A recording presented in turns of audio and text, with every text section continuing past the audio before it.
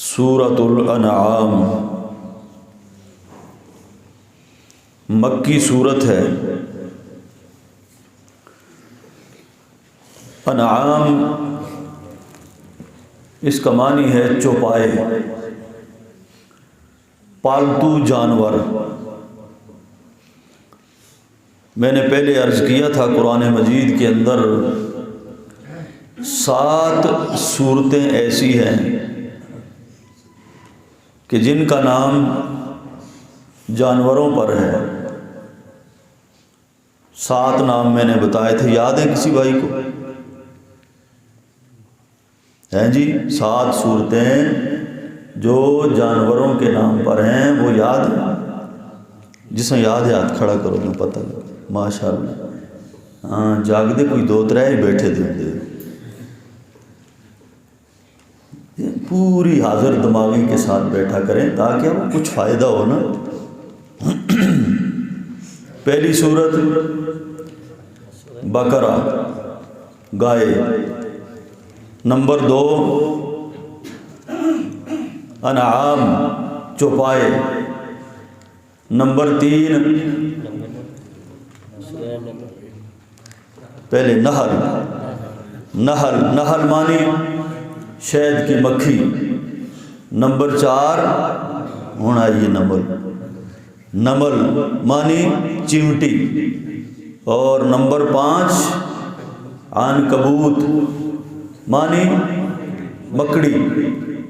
اور نمبر 6 عادیات مانی گھوڑے۔ اور نمبر 7 الفیل مانی ہاتھی۔ یہ 7 صورتیں ہیں جن کا نام چوپایوں کے نام پر ہے۔ یہ سورۃ الانعام نبی کریم صلی اللہ علیہ وسلم کے جو دور نبوت ہے، مکی دور، اس مکی نبوت کے دور میں آخر پر یہ نازل ہوئی، ہجرت کے کچھ مہینے ہجرت سے پہلے۔ چونکہ اب محمد الرسول اللہ صلی اللہ علیہ وسلم نے مکہ چھوڑنا تھا، ہجرت کر کے مدینہ جانا تھا، تو مکہ والے جتنے مشرکین تھے وہاں پر، مکہ میں یہودی بھی کوئی نہیں تھا، عیسائی بھی کوئی نہیں تھا، اور منافق بھی کوئی نہیں تھا۔ مکہ کے اندر جتنا بھی ٹاکرا رہا ہے، مقابلہ رہا ہے اللہ کے پاک نبی کا، وہ مشرکین سے رہا ہے۔ اور یہ مشرکین بنی اسماعیل سے تھے، حضرت اسماعیل علیہ السلام کی اولاد میں تھے۔ جو یہودی ہیں وہ بنی اسرائیل ہیں، یعقوب علیہ السلام کی اولاد سے، اور اسحاق علیہ السلام کی اولاد۔ اور یہ جو مکہ والے ہیں یہ اسماعیل علیہ السلام کی اولاد سے تھے، جو شرک کرتے تھے، اپنے آپ کو ابراہیمی بھی کہتے تھے کہ ہمارا دین ابراہیم علیہ السلام پر ہے، لیکن وہ شرک کرتے تھے۔ مکہ میں انہوں نے بیت اللہ کے اندر 360 بت بنا رکھے تھے۔ تو یہ ان کے اوپر فرد جرم اللہ پاک نے عائد کی ہے۔ پہلی فرد جرم لگائی یہودیوں پر، پھر دوسری فرد جرم لگائی عیسائیوں پر، تیسری فرد جرم لگائی منافقین پر، پھر چوتھی فرد جرم لگائی ان مشرکوں پر ہجرت سے کچھ عرصہ پہلے۔ تو یہ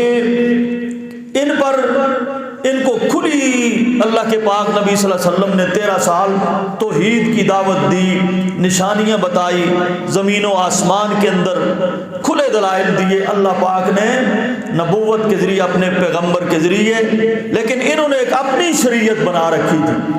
یہ مکہ کے مشرک، انہوں نے اپنی ایک شریعت بنا رکھی تھی کہ یہ حلال ہے، یہ حرام ہے، یہ حلال ہے، یہ مردوں کے لیے، یہ عورتوں کے لیے، یہ چھوٹوں کے لیے، یہ بڑوں کے لیے، اپنی ایک شریعت بنا رکھی تھی۔ تو اس کے رد میں اللہ پاک نے فرمایا کہ شریعت سازی کرنا یہ تمہارا کام نہیں ہے انسانوں کا، شریعت بنانا، کسی کو حلال کرنا یا حرام کرنا، یہ آسمان والے رب کا کام ہے جو ہر چیز کا خالق اور مالک ہے۔ تم خالق اور مالک نہیں ہو، تم تمہیں کس نے اختیار دیا کہ تم کسی کو حلال کر لو، کسی چیز کو حرام کر لو؟ کوئی چیز مردوں کے لیے حلال کر لی، کوئی عورتوں کے لیے حلال کر لی۔ تو اس طرح اللہ نے فرمایا یہ تمہاری ذمہ داری نہیں ہے، یہ ہماری ذمہ داری ہے۔ اس سورت کی 20 رکوع ہیں اور 165 آیات ہیں۔ اس کی ترتیب نزولی جو ہے وہ 55 نمبر ہے، 55 نمبر پر یہ اتاری گئی ہے، اور یہ انہی 7 صورتوں کے اندر یہ شامل ہے جن کو 7 بڑی صورتیں قرار دیا گیا ہے توریت کے مقابلے کے اندر جو اتاری گئی، جن کے بارے میں فرمایا جو ان 7 صورتوں کا علم حاصل کر لے تو اس کو اللہ پاک قیامت والے دن بڑے علماء کے ساتھ شامل فرمائے گا۔ اللہ ہم سب کو بھی ان میں شامل فرمائے۔ تو یہ 13 سالہ دعوت کا خلاصہ ہے۔ ہجرت سے چند ماہ پہلے یہ اتری، اللہ کے نبی کی 13 سالہ مکی زندگی کا یہ اس سورت کے اندر خلاصہ بیان کیا گیا ہے۔ حضرت عبداللہ بن عباس رضی اللہ تعالیٰ عنہ جو مفسر قرآن ہیں وہ کہتے ہیں کہ اس سورت کے اندر اللہ پاک نے اہل عرب کی ساری جاہلیت کو بیان کیا ہے، جتنی ان کی رسمیں تھیں، جتنے ان کے رواج تھے، جو وہ بچیوں کو زندہ درگور کیا کرتے تھے، جو انہوں نے شریعتیں بنا رکھی تھی، جو وہ شرک اور کفر کرتے تھے، رسم و رواج کرتے تھے۔ اگر آپ لوگوں نے عربیوں کی اس دور کی جاہلیت اگر دیکھنی ہو تو عبداللہ بن عباس کہتے ہیں اس سورت کو پڑھ لو تو ساری اس دور کی عرب کی جاہلیت آپ کو مل جائے گی۔ اس سورہ انعام کے اندر اللہ پاک نے بیان فرمائی۔ اور اس سورت کا جو مرکزی مضمون ہے وہ نمبر 1 توحید، اللہ نے کھل کے توحید بیان کی اپنی دلائل کے ساتھ، نشانیوں کے ساتھ، اور پھر اپنے نبی کی نبوت اس کو بیان کیا پورے دلائل کے ساتھ، براہین کے ساتھ، اور پھر قیامت کا بیان کیا اس سورت کے اندر، اور حلال و حرام کو بھی بیان کیا ہے، اور پھر شرک کی کھل کے مذمت فرمائی اس سورت کے اندر۔ تو پورے قرآن مجید کے اندر 25 انبیاء کے نام آتے ہیں، پورے قرآن میں 25 انبیاء کے نام ہیں، اور ان 25 انبیاء میں سے جو 18 نام ہیں پیغمبروں کو وہ اس اکیلی صورت میں آتے ہیں۔ 18 نام نبیوں کے تذکرہ اس اکیلی صورت میں بیان کیا گیا ہے۔ اور اس صورت کے اندر جو خاص چیز بیان کی گئی ہے نا، بس میں وہ آپ کے سامنے بیان کر کے بات ختم کرتا ہوں۔ وہ کیا ہے جی؟ وہ 10 وصیتیں ہیں جو اللہ پاک نے کی ہیں، 10 وصیتیں۔ وہ 10 وصیتیں صرف ہمیں نہیں کی ہیں، اس امت کو نہیں کی، بلکہ یہودیوں کو پہلے وہ 10 وصیتیں فرمائی کہ یہ 10 وصیتیں، یہ 10 حکم ہیں میرے، 10 وصیتیں ہیں تمہیں، ان پہ عمل کرو۔ پھر وہی 10 وصیتیں زبور کے اندر بھی اتاری گئی حضرت داؤد علیہ السلام ان کی امت کے لیے۔ پھر وہ 10 وصیتیں حضرت عیسیٰ علیہ السلام کے اوپر انجیل کے اندر بھی اتاری گئی۔ اور پھر آخری امت محمد الرسول اللہ صلی اللہ علیہ وسلم کی یہ جو آخری امت ہے، ان کو بھی انہی 10 وصیتوں کے اوپر عمل کرنے کے لیے کہا گیا، حکم دیا گیا۔ آپ کو پتہ ہے وصیت کے اوپر چلنا یا وصیت کو پورا کرنا یہ عام باتوں کے سے زیادہ مختلف ہوتا ہے اور سخت ہوتا ہے، لازمی ہوتا ہے کہ بھائی یہ وصیت ہے فلانے کی، جی یہ وصیت کو پورا کرنا فرض ہے، ہم بھی کہتے ہیں۔ تو یہ اس اللہ کی وصیتیں ہیں میرے لیے، آپ کے لیے، اور یہ پہلے سے اللہ پاک نے نازل فرمائی ہے جن کو اس قرآن کے اندر بھی بیان کیا گیا ہے۔ وہ 10 حکم وصیتیں 3 آیتوں کے اندر بیان ہیں، 151 نمبر آیت سے لے کر 153 تک۔ یہ وصیتیں کیا ہیں؟ آؤ میں پڑھتا ہوں۔ فرمایا کل، اے نبی آپ کہہ دیجئے، تعالو آؤ، اتلو ما حرم ربکم علیکم، میں پڑھتا ہوں وہ چیزیں جو تمہارے رب نے تمہارے اوپر حرام کر دی ہیں، جو حرام کی ہے تمہارے رب نے، آؤ میں تم پہ پڑھتا ہوں۔ پہلی چیز اللہ تشرکو بہ شیئا، اللہ کے ساتھ کسی بھی چیز کو شریک نہ بناؤ، نہ زندہ کو، نہ مردہ کو، نہ انسان کو، نہ بت یا مورتی کو، نہ قبر کو، نہ آستانے کو، کسی بھی چیز کو اللہ کے ساتھ شریک نہ بناؤ، پہلی چیز۔ وَبِالْوَالِدَيْنِ إِحْسَانًا، نمبر 2، اپنے والدین کے ساتھ تمہیں احسان کرنا ہے، یہ اللہ کی وصیت ہے۔ والدین چاہے وہ مسلمان ہو تب بھی، چاہے وہ کافر ہو تب بھی، تمہیں اپنے والدین کے ساتھ حسن سلوک سے پیش آنا ہے، یہ نمبر 2۔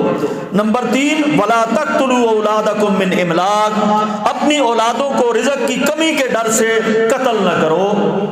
یہ منصوبہ بندی اور یہ فلاں فلاں، یہ جو کچھ ہو رہا ہے جی، اپنی اولاد کو قتل نہ کرو۔ اچھا، نحن نرزقکم وإیاہم، دیکھو ہم تمہیں بھی رزق ہم دے رہے ہیں، ان کو بھی رزق ہم دیں گے۔ اور اس کے بعد فرمایا ولا تقربوا الفواحش، ہر قسم کی بے حیائی سے اللہ تمہیں منع کرتا ہے، یہ وصیت ہے تمہارے لیے۔ ما ظہر منہا وما بطن، ظاہری بے حیائی ہو وہ بھی حرام ہے تمہارے اوپر، باطنی بے حیائی ہو وہ بھی حرام ہے تمہارے اوپر۔ اور ولا تقتلوا النفس التي حرم اللہ الا بالحق، کسی بھی جان کو ناحق قتل نہیں کرنا، چاہے مسلمان کی جان ہے یا کافر کی جان ہے، ناحق اس کو قتل نہیں کرنا، الا بالحق، مگر حق کے ساتھ۔ اور ذالکم وصاکم بہ، ان باتوں کی اللہ تمہیں وصیت کرتا ہے، لعلکم تعقلون، تاکہ تم سمجھ جاؤ، عقل کرو۔ اگلی آیت میں فرمایا ولا تقربوا مال الیتیم، اللہ تمہیں اس بات کی بھی وصیت کرتا ہے، یتیم کے مال کے قریب نہ پھٹکنا، یہ تم پہ حرام ہے۔ اور الا باللتی ہی احسن، مگر اچھے طریقے کے ساتھ اس کے مال کی حفاظت کرو، حتی یبلغ اشدہ، جب وہ جوانی کو پہنچ جائے یتیم تو اس کو اس کا مال لوٹا دو، حوالے کر دو اس کو۔ اور اس کے بعد وَأَوْفُوا الْكَيْلَ وَالْمِيزَانَ بِالْقِسْطِ، پھر اللہ تمہیں وصیت کرتا ہے ماپ اور تول کو انصاف کے ساتھ پورا کیا کرو۔ لا نکلف نفسا الا وسعها، اللہ کسی بھی جان کو اس کی طاقت سے زیادہ تکلیف نہیں دیتا۔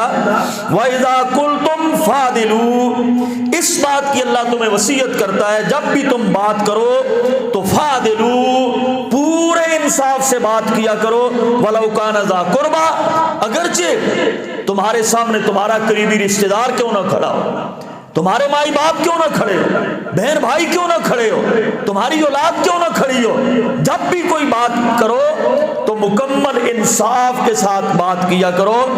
اور فرمایا وَبِعَهْدِ اللَّهِ أَوْفُوا، اللہ کے وعدے پورے کرو، یہ اللہ تمہیں ذَلِكُمْ وَصَّاكُمْ بِهِ، اس بات کی اللہ تمہیں وصیت کرتا ہے ان باتوں کی بھی، لَعَلَّكُمْ تَذَكَّرُونَ، تاکہ تم لوگ نصیحت حاصل کرو۔ اگلی آیت میں فرمایا وَأَنَّ هَذَا صِرَاطِي مُسْتَقِيمًا، یہ میرا راستہ ہے، سیدھا راستہ ہے، اے نبی آپ کہہ دیجئے یہ میرا سیدھا راستہ، فَاتَّبِعُوهُ، اسی راستے کی تمہیں پیروی کرنی ہوگی، وَلَا تَتَّبِعُوا السُّبُلَ، اور اس کے علاوہ اور کسی راستے کی پیروی مت کرو، فَتَفَرَّقَ، تمہارے فرقے بن جائیں گے، ٹوٹ جاؤ گے، الگ الگ ہو جاؤ گے، اور عن سبیلہ، ہی اس راستے سے، ذَلِكُمْ وَصَّاكُمْ بِهِ، اس بات کی بھی اللہ تمہیں وصیت کرتا ہے کہ محمد الرسول اللہ کے راستے کی پیروی کرو، لعلکم تتقون، تاکہ تم لوگ پرہیزگار بن سکو۔ یہ 10 وصیتیں ہیں ان 3 آیتوں کے اندر، جن کا پورا کرنا، جن کے اوپر چلنا اور ماننا پہلی امتوں پر بھی فرض تھا، اس امت کے اوپر بھی یہ 10 احکام، 10 وصیتیں، ان کو ماننا، فالو کرنا فرض ہے۔